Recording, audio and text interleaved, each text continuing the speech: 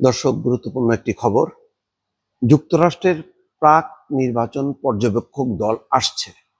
তারা বাংলাদেশে আসছে পররাষ্ট্র উপদেষ্টার সঙ্গে আইআরআই প্রতিনিধিদের সাক্ষাৎ।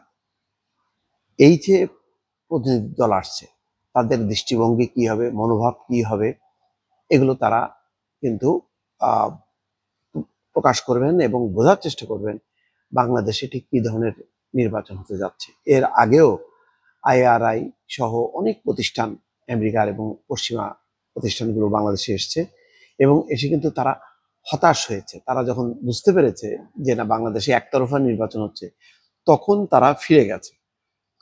কিন্তু এবার তাদের ভূমিকা কি হবে এখনো কিন্তু পরিষ্কার না। দর্শক, সেই বিশ্লেষণ ছোট্ট করে করব। তার আগে দেখে নিই খবরটা কি আসলে। আগামী ফেব্রুয়ারিতে অনুষ্ঠেয় ত্রয়োদশ জাতীয় সংসদ নির্বাচন পর্যবেক্ষণের বিষয়টি যাচাই করতে শিগগিরই যুক্তরাষ্ট্রের প্রাক নির্বাচনী পর্যবেক্ষক দল আসছে।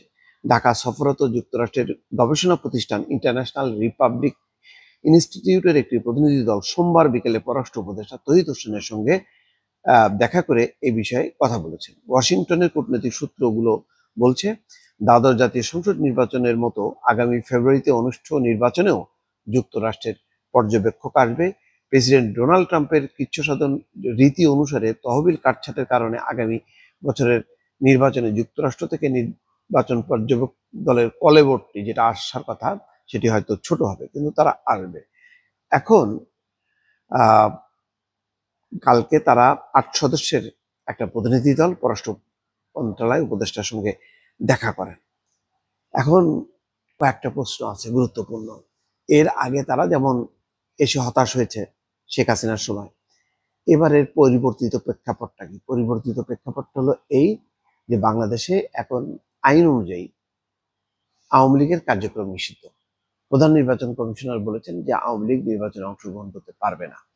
সরকারও বলেছে বিচার শেষ না হওয়া পর্যন্ত আওয়ামী লীগের কার্যক্রম নিষিদ্ধ থাকবে।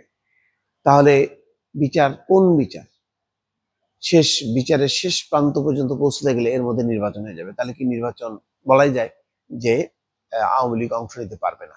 এই অবস্থায় এখন আন্তর্জাতিক প্রতিষ্ঠানগুলো, সংস্থাগুলোর দৃষ্টিভঙ্গি কি হবে, এটা কিন্তু বিশ্লেষণ করার দাবি রাখে বা একটা জিজ্ঞাসা রয়ে গেছে যে তাদের অবস্থানটা কি হবে। তারা যদি পরিবর্তিত রাজনৈতিক প্রেক্ষাপটে সরকার যা যা সিদ্ধান্ত নিচ্ছে সেটা যদি মেনে নেয় তাহলে তো ঠিক আছে, কিন্তু যেমন গতকালকে রাতে 6টি আন্তর্জাতিক সংস্থা একযোগে তারা চিঠি লিখে জানিয়েছে আওয়ামী লীগের উপর যে নিষেধাজ্ঞা আছে সেই আদেশটি বা ধারাটি তুলে নেওয়ার জন্য তারা অনুরোধ করেছে, অর্থাৎ প্রত্যাহার করতে বলছে। কার্যক্রমের উপর নিষেধাজ্ঞা প্রত্যাহার করার জন্য তারা চিঠি দিয়েছে।